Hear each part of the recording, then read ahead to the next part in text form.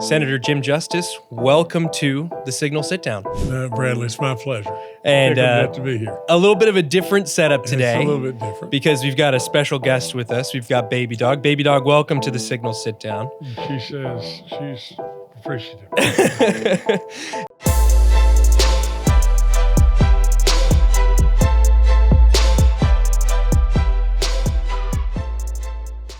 Thank you so much for tuning into the Signal Sit Down, but before we get to the interview, we'd love it if you'd hit that like and subscribe button on YouTube, Spotify, or wherever you may be joining us. And please remember to give us a 5-star review because we love your feedback. Remember, it's your government, and together we'll expose how it really works and how to affect real change. Without further ado, here's the interview. Senator Jim Justice, welcome to the Signal Sit Down. No, Bradley, it's my pleasure. And glad to be here. A little bit of a different setup today. It's a little bit different. Because we've got a special guest with us. We've got Babydog. Babydog, welcome to the Signal Sit Down. She says she's appreciative. So glad that we could make this work to have you on because you said something at the RNC that really stuck out to me. You said, I fully believe that West Virginia has the best people in the country and you should come and try us out sometime. Sure. I've been to West Virginia a few times, tried out the local folks, and they are as wonderful as ever. I often talk to members who represent areas, Appalachian areas, and I say, you know, if only the country was run by Appalachians, we would be on better footing. Born and raised in West Virginia, I believe born in 1951, correct? 1951. Growing up there, coal mining starts to see some decline there. Manufacturing in the region is at a height. What was it like growing up in West Virginia in the 50s and 60s? Well, it was, we thought it was absolutely just perfect. That's all there's to it. You know, you never locked your doors. You left your keys in the car all the time. Absolutely, you know, we respected our teachers. We loved our church. It was just, it was a perfect childhood. I mean, I actually, you know, rode my bicycle all the way from our house, all the way across town, which was, you know, the city of Beckley, West Virginia. Probably I rode my bicycle 4.5 miles to the Little League to play baseball games many times there and then drove home. Rode home. Actually, when I was in grade school, there was a path through the woods. It was almost a mile, but I would come home at lunch and eat lunch at the house and then ride back. It was, but West Virginia, while it's changed in many ways, you know, people now are awakening to that diamond in the rough that they really missed. You see, West Virginia people, here's how we are. We're good people. We're neighborly people. We're craftsmen. We're faith-based. We're low crime. We're all that. But the other thing we are that really you don't find many places is we're appreciative people. So others that have given, you know, brought job opportunities or whatever it may be to West Virginia, people don't forget. They really absolutely are appreciative, good people. So West Virginia is a place that, like I said at the RNC, you know, I said, you know, it's a place that you ought to come and give a try because it's beautiful beyond belief. It is beautiful beyond belief, and I'm glad you brought up the appreciative nature. I'm from Southern California, Right. Not a very appreciative place, more of a what have you done for me lately kind of place. And I had recently your House colleague from West Virginia, Riley Moore, is sitting in the chair, and I asked him, you know, how did West Virginia, despite all of these markers of difficulty and decay, whether that's the loss of jobs, whether that's the opioid epidemic, right? Sure. If the left was right that only materialistic stuff matters, well, West Virginia would not have the faith that it does. It would not have the communities that it does. Why is it that places like West Virginia can persist, can keep persevering despite all of these challenges? What's the secret sauce? Well, I don't know that there's secret sauce, but Bradley, it surely hadn't always been this way. West Virginia for many, many years was the blunt end of a lot of bad jokes. And, while a lot of people thought they were funny, I didn't think they were all that funny. But at the same time, we've been almost expected to know our place. And our place, and I don't mean this in a bad way towards Mississippi, but we were always in a contest with Mississippi on who was going to be dead last in lots of things. And so we had to change that. We had to change our image, really and truly. And that's why in my first day of the state address, I said, we've got to put a stake in the sand that education is going to be our centerpiece. Mm-hmm. A lot of people look at me like, are you kidding me? And then we absolutely took off with our Road to Prosperity program and a lot of stuff. And lo and behold, all of a sudden, West Virginia started to climb out of this image problem. And with all that being said, then all of a sudden, people started looking at West Virginia in such a different way. Yeah. We led the way with COVID and lots of different things. And I'm not tooting my horn because we all jumped in and pulled the rope together. I'm a real believer that I call the voters a lot of times Toby and Edith. And they are unbelievable how they get it right so often. And so really and truly, I just think to think that West Virginia just always some way persevered. Well, our people are tough. On a per capita basis, from the military standpoint, the number one contributor. So our people are tough. There's no question. And our people are workers. I mean, this idea of just sitting back and wanting somebody to bring you something, we work. And from my standpoint, I mean, you just think about it. I said my childhood was perfect, and it was. But just imagine this. Every time I ever visited my grandparents on my mom's side of the family, they never had indoor plumbing. It's just unbelievable. And on my dad's side of the family, he lived in a little coal camp house. I mean, I was there 10,000 times. They had one bedroom and one bathroom, and it was just perfect. I mean, that's all there is to it, but we work hard. We're good people. You mentioned you wanted to make education the focal point of your time as governor of the state. You were a product of West Virginia public schools. Sure. You had opportunities afforded to you there that, correct me if I'm wrong, got you a golf scholarship. Yeah, of all things. We'll talk about golf in a second because I want to pick your brain about it. But seeing the decline across the board in America of public school education and educational outcomes, I mean, what was that like for you, even in a idyllic setting in your upbringing? Like there were still a lot of difficulties that were in the state, and yet the public school education was still good. Yeah. What was your reaction when you saw this constant declining outcomes of education for public schools? Well, Brad, I'd surprise you because I really think this way. I'm a coach. I'm still coaching now. And with all that being said, I've coached kids forever. I'm in the public schools all the time. I am a real believer in choice. We should have options. We should have our charter schools, our private schools, and everything. We should compete, and we should become better. But I'll tell you this, I have never seen a child ever, that, and there's going to be people that are going to say, oh, yeah, there's plenty. But I haven't seen one child ever that wanted to do something. They wanted to become a lawyer or a doctor or a mechanic or whatever.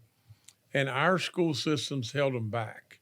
If they wanted to do it, absolutely, there's many, many, many avenues to be able to achieve. And like right now, I mean, Kathy came out with this initiative of communities and schools. Well, ours is different than the national program, but they've done so much, to be able to just help kids in need. They're just having a little problem and everything. They may need a coat, or they may need a toothbrush, or they may need somebody just to talk to them, or they may be disruptive in a class that all of a sudden now they become really productive in that class. And so absolutely it works. And And I'm really proud of our public school system. I would end by just saying just this. If you went to an elementary school in West Virginia today and you pulled all the kids out in the hall and you said, what do you think about Miss Lily? Here's exactly what they say. Oh, we love Miss Lily. She's wonderful. Then you put all the kids back in the room, left somebody with them, and brought Miss Lily out there and said, what do you think about your kids? She's going to say, oh, my kids are everything. I love them beyond good sense. And then if you go downtown and you just grab a stranger and say, what do you think about your school? And there's exactly what they'd say. Oh, the school means everything to our community, and we love our school.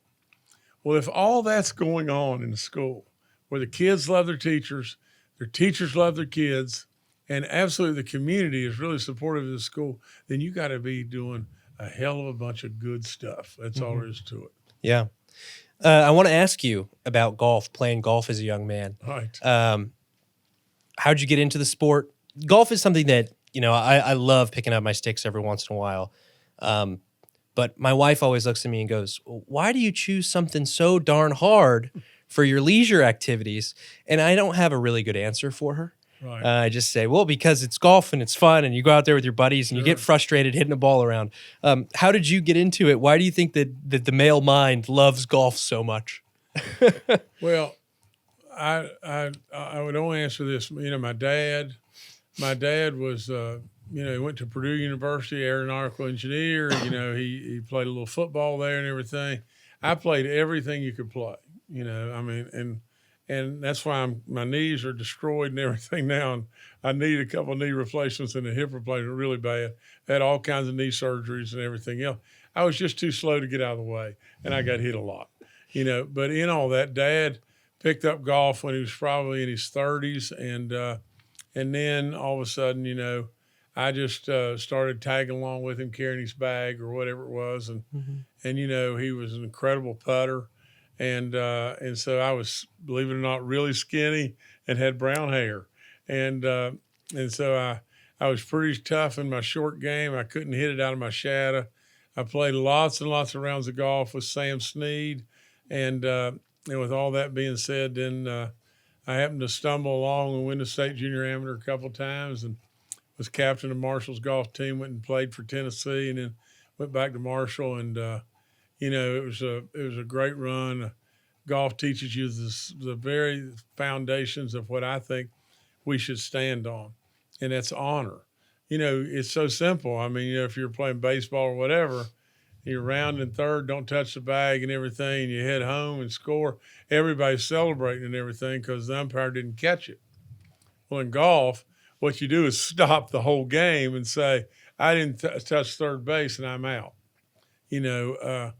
It gives you those principles and values that you can carry the rest of your life. I think it's a marvelous game. Mm-hmm. Yeah, I haven't learned the honor part of golf yet. Well, you got to get I keep throwing I hit it in the fairway. What do you know? I just throw it out there a little bit further. Go to school, golf captain at Marshall. You come back home, get involved in business. I think a lot of people today look at your career, look at your past, and think to themselves, you were a CEO of all these different companies. Why did you stay in West Virginia, right? You could have had someone else really run those things and had the title and gone away to Florida or to California or to New York. But instead, you decide to stay, live, and work in West Virginia instead of some of the folks who kind of abandon these communities when they have the opportunity. Why was staying important to you? Well, Bradley, and I really, this is difficult to understand, maybe in some ways. Lots of people made their riches in West Virginia and then left. And they took their riches and they went to the Bahamas or Bermuda or wherever it was and everything, and New York, Los Angeles, and on and on. And but I really believe this, and I do. You see, I really believe the good Lord above made me Jim Justice for a reason, and who you are for a reason. And we're so blessed. And the idea of taking West Virginia's riches and going somewhere else just never hit my radar. I'm a real believer that what you should do if you're fortunate enough to make and have some riches, and we started out with nothing. I guarantee you flat nothing, but if you're fortunate enough to be able to do that, then I really believe, in my world at least, the good Lord is sitting there saying, you should invest back. You should try to create more goodness and more jobs and everything. And we have thousands of jobs and everything. And that's what I've continued to do. See, I have no interest, zero, of piling up a pile of gold and going to the beach and hanging out. I have zero interest in that. I have 100% interest. If I have any kind of a pile of gold, I want to invest it and try to do more good with it, because I think that's what we ought to be doing. Mm-hmm. And I believe one of your first forays into the business world was working for the agriculture business. Sure. For your family. You are how many times have you been corn growing champ? This is national corn growers champion. National corn growers champion. I think 8 times. 8 times. 8 times. First off, how do you become such a champion? And second, this foray into the agriculture business, I think every 4 years we hear a lot about farmers, and then they are some of the forgotten men and women of this country. Sure. When we're outside of an election year. What did you learn about farmers, not only in West Virginia, but across the country? Phenomenally good people. Of course, we all have known that. But I would just say just this. Farmers give us a luxury like you can't imagine. We go in the grocery stores, there's food 10 miles long. And absolutely go to Outback and eat and throw away half of our food. And other countries all across this world would give anything for what we threw away. And we pay 14%, or maybe it's 16 or 18% of our annual incomes towards buying food. And many, many countries across this whole globe are paying 35 or plus, or on and on and on. With that being said, we've got to keep our family farm intact and on the farm. Because, big giant corporations could gobble up a bunch of land, and all of a sudden, before you knew it, this incredible luxury that we have of food abundance like nobody's business could evaporate very quickly into a crisis beyond belief. I've seen, the great part about coming out of school with your MBA and thinking you're going to run all kinds of businesses and everything, you became a farmer of all things. And we started out with just nothing, made so many mistakes it was unbelievable, and quickly grew into the fact that we're the biggest cash grain operator east of the Mississippi River. One time we were planting 78,000 acres of row crops, and I was right in the middle of every bit of it. Now, so with all that being said, what you come out of that with is a training beyond belief. If you can run a farming operation, and you can plant an acre of corn, and you can make it come out. In other words, you can run the lemonade stand and make it work.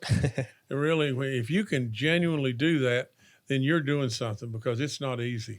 Yeah, and then you become national corn growing champion. There you go. So, what's the story here? How did this all come to pass? How did you dominate 8 times? The story is I'm eat up being competitive. I really am. And there was a fellow, this is as true as it can be. His name is Eldon Pribble. And we just lost Eldon not long ago, but he's from Iowa City, Iowa. He won the National Corn Growers Contest. And I thought, I'm just learning what to do, and I got to get to know this guy. Now, we got unbelievable land and everything. A really productive land. But so I just called him. And I thought, well, all he can do is hang up on me. And he was kind enough to really help me with a lot of things and everything. And lo and behold, believe it or not, the very next year, with the same variety that he planted in Iowa City, Iowa, we planted in West Virginia and won the whole national championship with it. And so I owe a lot to Eldon Pribble and a lot of people along the way. Dr. Kenneth Wells at the University of Kentucky and a lot of people that really guided us and really helped us, and we learned so much from them. Mm-hmm. You said you're competitive as all get out. Yeah. Politics, a different type of competition. Yeah. Does your competitive juices get flowing in politics? Well, naturally, of course it does, Mm-hmm. and I mean, if you could watch me coaching a basketball game, you'd learn real quick how competitive. But with all that being said, you want to win. I mean, really, my dad would have taught me or said to me over and over and over, he would have said, son, if you can't get it done in 24 hours a day, you're going to have to work nights. And then he would turn right at me and looked at me and said, don't confuse effort with accomplishment. Mm-hmm. He told me that so many times. He said, I don't care how hard you try. I don't care about you trying. I want you to achieve. And really and truly, I carry him with me all the time. I just remember it like it was yesterday, standing in front of his desk and saying, Dad, there wasn't anything I could do. And about that time, the whole desk exploded as he grabbed me around my shirt or chest and just slammed me down on the desk and said, damn you, there's always something you can do, and you better damn well always remember that. Well, my dad was tough, but he was kind. My best man in my wedding. I miss him more than you can ever imagine, but he taught me a lot of stuff. So sits you down and says, there's always something you can do. That's right. Was that part of the message that stuck in your brain that pulled you into politics in the first place? How did you go from the business world to wanting to be involved in politics? Well, Bradley, I don't want to disappoint anyone here, but there's nothing about being in D.C. or being a governor of West Virginia or whatever that just drove me beyond belief. And I said, oh, that's what I want to do, because there's all kinds of the glamour and the perks and and you're a somebody because you're a politician or whatever like that. There is nothing about that appeals to me because I don't want anything. I don't want a thing. I drove myself as a governor. I fed myself. I paid for myself. I gave my salary away. I don't want a thing. I don't want any hot tips. I don't want one thing, except just this. I am truly eat up with being a patriot. I am. And I'm the real deal. Now, you hear that all the time, but I am the real deal about that. I want goodness for America. I want goodness for West Virginia. I really work night and day, every second I possibly could to try to do more and more and more goodness for our state.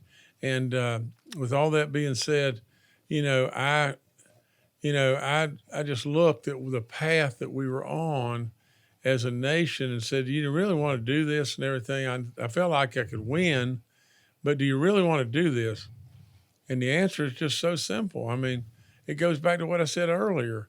If you believe the good Lord made you who you are for a reason, and you genuinely think you can really help, and you decide, nope, I'm going to just go to the beach and hang out and play golf, really and truly, then in my world, I think the good Lord looks back and says, I'm not happy with you. I gave you that creative mind. I gave you all this stuff. Now go do it. And really and truly, so as long as he gives me breath, I'm going to keep giving it everything I got. Yeah, and this patriotic call, I mean, do you remember about year that you were getting that call to go serve to, do you remember what was happening around you in the country or in your state that made you say, I got to do this? Well, I remember exactly, to tell you the honest truth. I remember the moment just like it was yesterday, but, I really wasn't happy with what we were doing within West Virginia as far as being pro-business enough, because I felt like that was the secret to everything. And all of a sudden we're having a golf tournament at the Greenbrier. We're having a Greenbrier Classic that's at the Greenbrier, and I'm out, I had to go talk with Jim Nance and everything, like they do. The title sponsor has to talk, for a minute and say, how much you're doing and all that, how much the goodness and all that kind of stuff. But I talked about West Virginia, and how good its people were and all the good stuff and everything. And then I was out on the golf course, and there was a fellow walked up to me, and he grabbed my hands, and he said, I'm Bob, and I've thought 10 million times if I could just remember his name. And I can't, but he grabbed my hands and he was just shaking. Little guy. He said, I'm Bob Hunt, and I'm 87 years old. And these big tears are just running down his face. And he said, thank you for making me be proud of who I am. I can't hardly say it, without getting all teared up and everything. And I just felt like, well, look, you've never run for public office other than been on the Board of Education. You know, I'm going to do it. And we won. We won going away, and we surely won re-election going away. We switched parties right off the get-go. I felt like the Democrats were just moving away from me, and I said, I can't do this, for crying out loud. I didn't come down here just to hang out. You run for your first term as a Democrat, Right. And of course there's that famous scene of you with Trump at a rally saying, guess what, everybody? I'm part of the GOP now. Yeah. You're running concurrently to Trump in the 2016 election. What are you thinking at that time? What eventually compelled you to make that change? Because I think a lot of people that I talk to in West Virginia say, no, Jim Justice didn't change at all. Just the letter in front of his name on the ballot did. Well, that part's right. Yeah. That part's exactly right, because I've never really cared whether you're an independent Democrat or Republican. At the end of the day, what I want is goodness. Remember that. Don't confuse effort with accomplishment. I want to achieve. But with all that being said, I really tried really hard to get a budget passed that was good for the state. And we went into a special session and cost the taxpayers money every day for 25 days.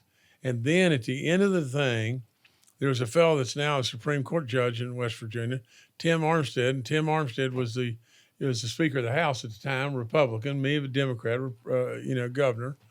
And he came to me and said, I never dreamed I'd go along with this, but I've got you 26 votes. And in one of those is mine and everything. Well, the Democrats had 36 folks in the House at the time. And so I said, we're there. I mean, we're there. All we need is 51. We're there. So I go to the Democrat caucus, and really and truly, I felt like everybody there was going to vote with us except one person. And then probably 3 hours later, Tim Armstead called me up on the phone to tell me that really the person in charge of the Democrat caucus and everything said he got 3 votes.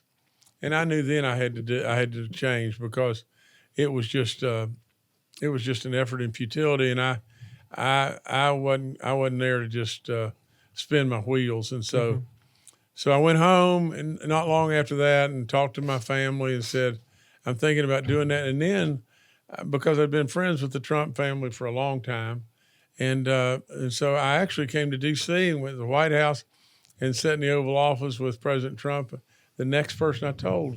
And I said, this is what I'm thinking about doing. He almost jumped across the table and everything and said, do it right now. Let's do it right now. And he said, no, wait a minute. He said, I'll come to Huntington, or I'll come to West Virginia, and we'll announce it together and everything. That's what we did.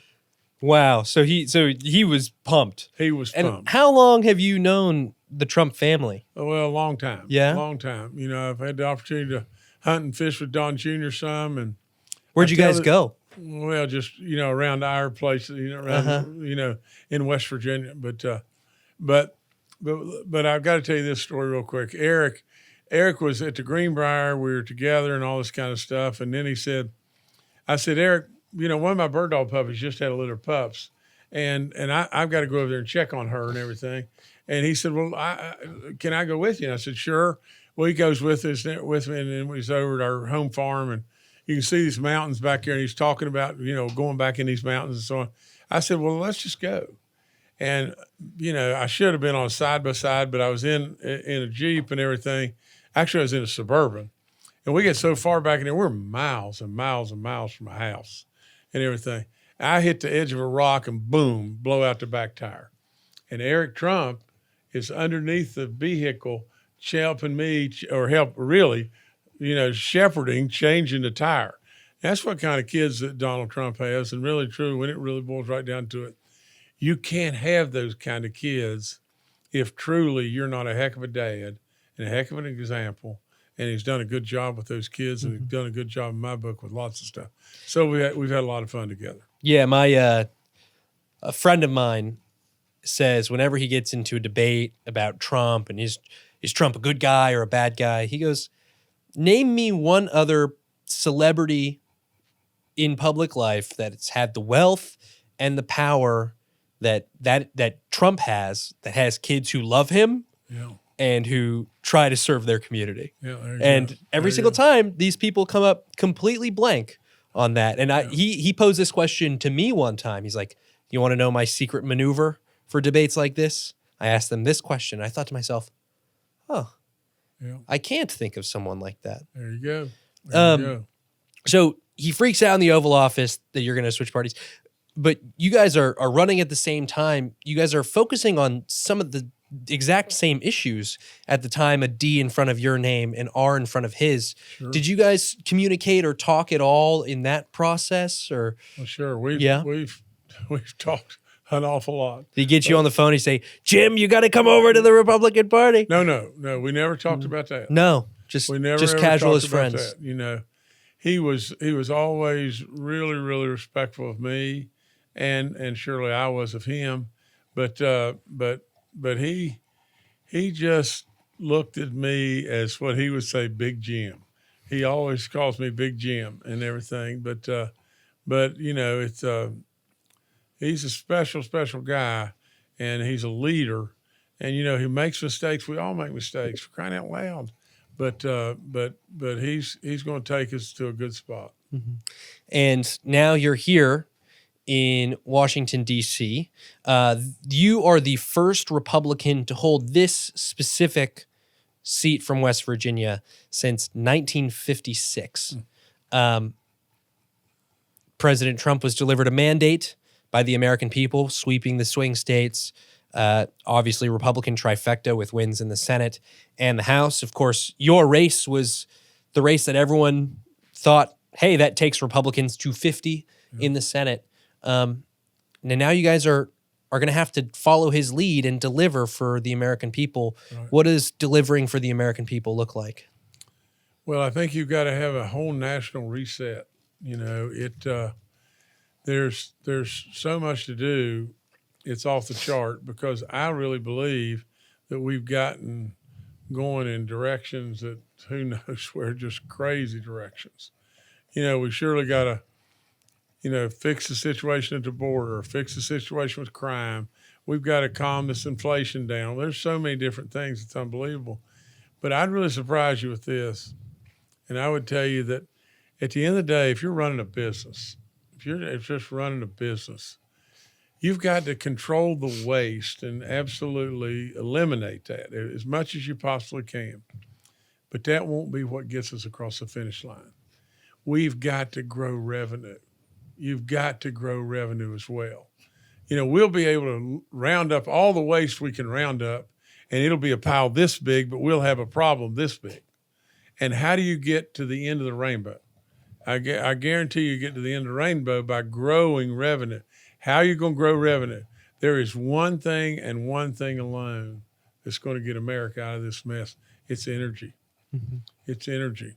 We set on absolutely so much energy, it is off the chart. Every single country in the world, today, the more energy they have, the longer they live and the healthier they are. Every single country in the world, you know, no matter how small, how big, that's it. And so with all that being said, what we got to do in America, I mean, I don't know why in the world America's not Saudi Arabia. We got a $37 trillion deficit and on and on and on. We got to find our way out of this. And if we don't find our way out of this, we're in real trouble. And absolutely, hands down, energy is the answer. Mm-hmm. Energy is order of operations, step number one for the Trump administration. If they want to get in control of prices, if they want to enact the rest of the agenda.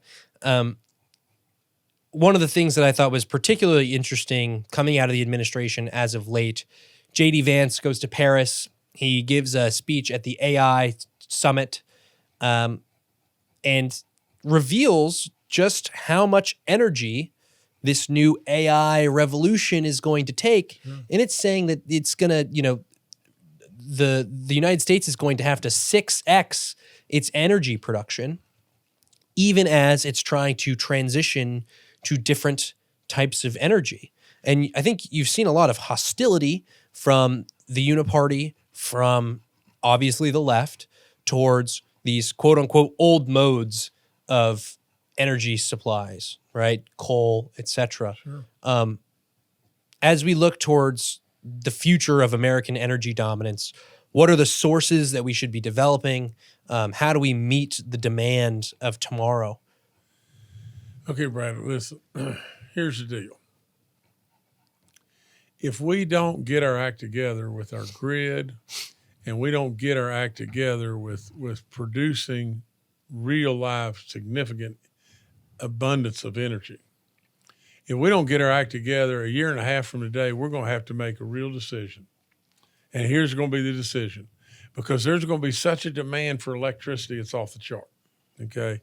And the decision is going to have to be, do you want jobs and opportunity and AI and data centers, and do you want to compete on a world basis, or do you really want to give that to China or India or wherever it may be? Do you want real live opportunity, manufacturing opportunities in America where we have real jobs and real productivity and everything? Or do you want to give it to another country? Now listen to me on this, because here's the decision that a lot of people, this is what's going to blow a lot of people away. You're going to have to decide, it's either going to be jobs or homes, because you're not going to have enough to do them both. You're really not. And what I'm saying is, if the jobs are opportunity and growth and manufacturing and data centers and everything else and compete all across the globe, or you're not going to have enough energy, you're going to have people that are going to be cold and they're going to be hot in the summer. You know, you're going to have to do one or two, you know, and it's going to be a terrible situation. And it's coming at us like a mega freight train. And we better do something about it. And to do something about it, what do? You embrace all the energies, all the alternatives, you embrace them all. Just what I did as a governor, 100%. But if you believe for 1 second that you can walk away from fossil fuels today, you're living in a cave. You know, there is no possibility, none, not for a long time to come. And we better get over it and quit blowing our own legs off and letting China and India do to us what they're doing. Yeah, and I think I'm glad that you brought up the national security implications, because those are very important. And a lot of Republicans on the Hill will talk about the national security importance of these different types of energies, whether it's competition with China on the great power level, trying to pivot to the Pacific. But you also talked about jobs and opportunity. I think, in my opinion, a lot of what's fueled this attempt at a rapid transition away from fossil fuels on the left is that they frankly just hate the people who work at those jobs. And I see kind of what the left does to them as a way of stripping their opportunity, of stripping their community away from these individuals. And I think that's an important point that Republicans in Washington don't understand, but people from the Appalachian region do understand, and their representatives understand, is that this isn't just about national security. This is about making sure that a lot of people throughout this really important region of our country have that opportunity to climb the ladder economically. You know, Bradley, who did we look to in World War One or World War II? Who did we look to? My God of living, we looked to people that fueled our nation. You know, absolutely, that helped build our tanks. You know, absolutely, that the manufacturers are supplying metallurgical coals that made the steel. On and on and on. And those people are hardworking, great people that every day they get their dinner bucket and they go to work. And really and truly, many of them are thousands of feet underground in a really tough environment and everything. But yet they love their job and they are absolutely super productive and they're safe at their job. You know, but with all that being said, I just think that it doesn't really matter to me from the standpoint, if people want to think poorly of those people, shame on them, because those people are good people. They're the salt of the earth, solid, rock solid, craftsman, good people. But with all that, but with all that laid aside, you know, if the net of the whole thing is you're going to need those people so badly, or you're going to absolutely put this nation in peril from the standpoint of what could ever happen to us from a national security standpoint. You're going to put this nation in all kinds of peril from not being productive all across the land. There is no way. There's no way that you can tell me anything other than energy has got to be the answer.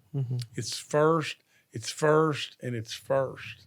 And so with all that being said, if we don't seize this moment, we're going to absolutely pay in great, big time things in a negative way. And I think part of the problem too is that the conversation around energy policy has become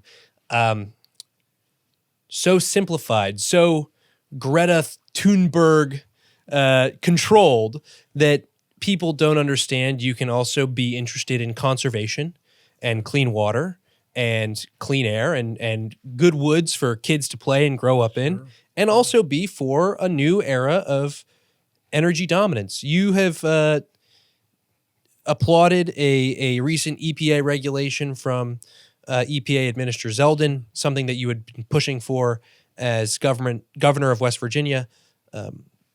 What is this regulation? Why should folks at home care about this type of stuff? Well, it took us 2 years. I mean, we worked at it really, really hard. Harold Ward, head of our DEP and everything, and all of us, we pushed it for 2 years. And finally, actually the day after I left, we got us across the finish line. And this is just another step to being able, in West Virginia, we can manage ourselves. And so this gives us primacy to be able to manage ourselves. If you haven't been to West Virginia, you need to come. I mean, really and truly, because, and I don't want to sound like an infomercial and everything, but you're talking about pristine waters, pristine air. I mean, I'm a person that loves the outdoors beyond belief and everything. And I would tell you that, and I know this would be hard to imagine, I don't know of anybody that's been in the woods or in the waters more than me, and I love it. I love it beyond all good sense, so would I be one that would want to hurt our air or hurt our waters? There's no chance in a million years, but absolutely, I know how important energy is to us, and we can do it all. We can absolutely do every bit of it. And so the ruling that we got just the other day, and we were really happy that these 2 years of work finally came to fruition, and so it'll just bring more opportunity and more goodness. And so this is a regulation that gives more authority back to the state government to protect its own resources. That's right. So there's an element of deregulation there where the federal government is actually acting on the principle of federalism, right? Taking it out of the federal government's hand, putting it into the hands of the states. Yeah, put it into the people that really know what they're doing, and everything, because a lot of times the federal government, gets all wound up in it, whatever it may be, and doesn't really know exactly what's going on within the state. But the state knows. And I've got all the faith in the world in Harold Ward and those folks at DEP. They'll do a wonderful job with this. But what it does is it sends a message, basically, that what the Trump administration is trying to do is get these crazy rules and everything off the backs of our producers and everything, to where not only can they produce, but gives the authority to the people that really know how to regulate what they're doing and everything. And so really, it's just the beginning steps to perpetuate energy, but to do it smartly, to where we don't damage the environment, we don't damage our waters and everything. And I'll promise you, to God above, Jim Justice is running with the flag, all the time, about how great our forest, how great our environment, how great our air, how great our waters are, and we don't want to do anything to damage that. We've talked a few times about nature and the importance of nature, what it does for human beings being out there, and also having certain animal friends, like our other guest on the pod today, Babydog. Yeah. I wrote an article when I was at my old publication, The American Conservative, after my childhood dog passed away. It was like, own a dog. It's good for you. If your kids don't have a dog yet and they're of the age where it's appropriate, get one. Because it's the best decision you'll make. Why is it so important for us to engage with nature, both with our domesticated pets and also getting out there, going on hikes, going fishing, going hunting? Well, I honestly believe this. I said this at a eulogy at a friend that we lost, Warren Hilton, not long ago. But I said, and I said this of Doug Burgum, because Doug gets it too, but I believe wholeheartedly it touches your soul.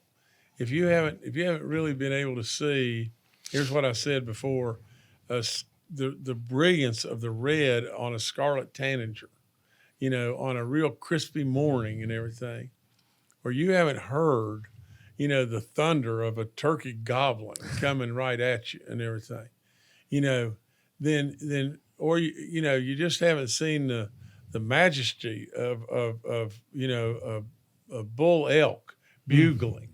It will touch your soul. It changes who we are. If you haven't been on a trout stream with a fly rod and having and hung up in the trees and everything else, but yet you were able to make the perfect cast. And as you made the perfect cast and the fly just barely made its way and touched the water, and then boom, a thunderous brown trout grabs that fly, it just absolutely touches your soul. And then you mentioned Babydog. I would tell you just this. Babydog, how she came to us and everything, our son and daughter just reached this 10-week-old bulldog puppy over my shoulder on Christmas Eve. And we had one grandchild at the time. He just turned 2, and he could talk and everything, but surely didn't have any idea the name, what puppy was. And so all of a sudden he would walk through the presents, and she would be down on the floor and around her, and he would turn back and say, "Where'd that Babydog go?"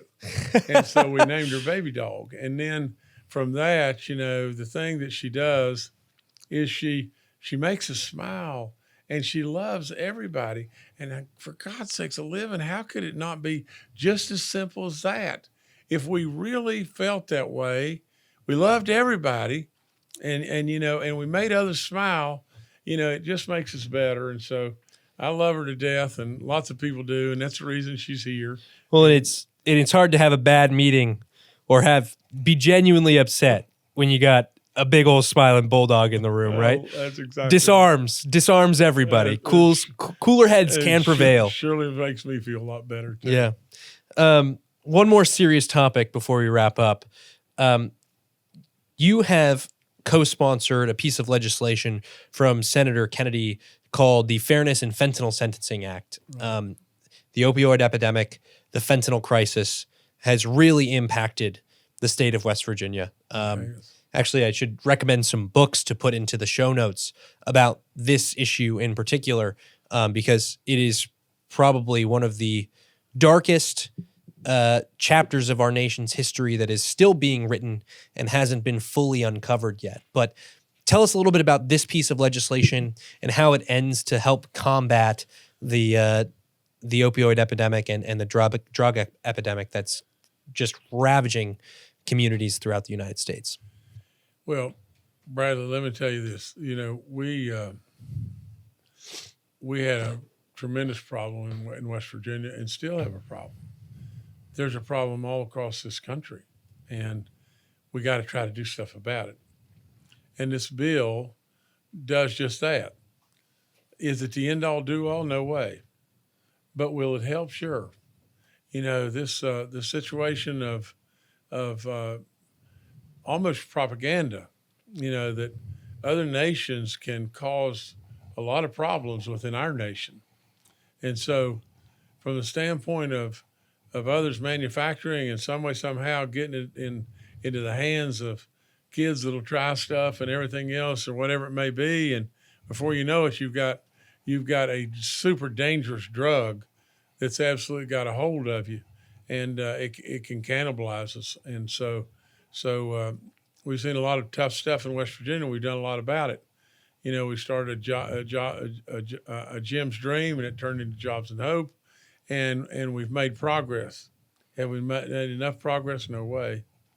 This is an absolute problem, and I've said it many times, that if we don't really grab a hold of, it can absolutely cannibalize us. And and there's so many sad stories. It just breaks your heart in every way.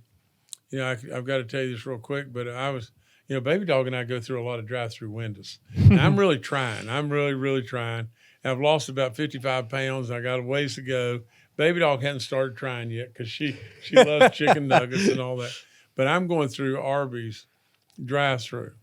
And right in front of me, there's a car, not kind of a modest car, maroon in color. It's got on the back window, it's got amber and a cross, and it's got 1993, 2023.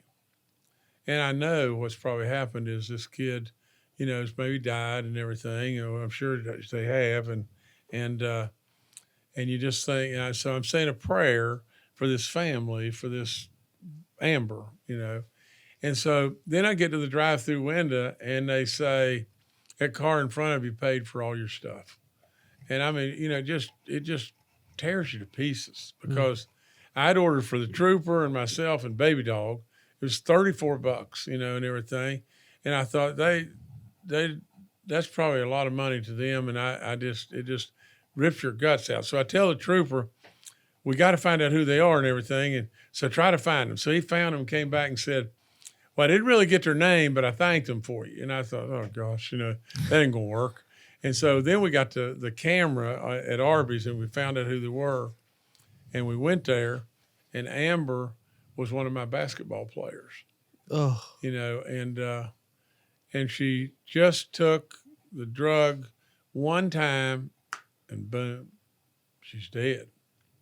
And there's so many tragedies like that. And it's just so we got to continue to do everything we can do. And Senator Kennedy is a great friend, and I mean, he's a superstar in my book. So I'm really proud to be on it with him. yeah. And this, in particular, this bill would change the amount of fentanyl that you get caught with to trigger a 10-year mandatory minimum sentence. Right. So right now it's 400 grams, if I remember correctly. And that's enough to, because the dose is so small, to kill somebody from fentanyl. Yeah. That's enough to kill 200,000 people. Yeah. And this is trying to move it down to 20, correct? Is that what it's trying to do? See, we can't even fathom how lethal this drug really is, but I'll promise you, Amber's mom and dad can fathom it. So we don't need to forget that. As we look forward to the next few months, a lot of work ahead. Message that you have to your colleagues and to the American people about the work that you guys are trying to get done. Well, I don't want you to get me in trouble here, but Bradley, I would say just this is, let's everybody get off a soapbox. Let's everybody, try as hard as you can within yourself to say, well, what did our founding fathers really do? I mean, they stepped up and they served.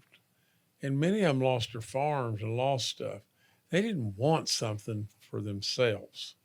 They wanted something for the better good of all of us. And I know it's just as simple as that, but at the end of the day,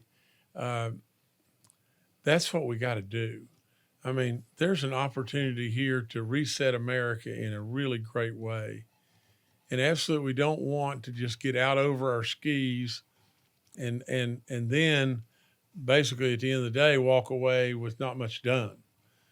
A lot of people can holler and a lot of people can stand on a soapbox. I'm more interested in seeing the meat and potatoes. And so at the end of the day, I think we got a real opportunity. And I would say to everybody, my dad would look right at you and say, don't screw it up, and we can screw it up. So, I just hope and pray we don't do that. Well, here's to not screwing it up. Babydog, Senator Jim Justice. Thank you for joining the Signal Sit Down. Bradley, thank you so much. Appreciate you.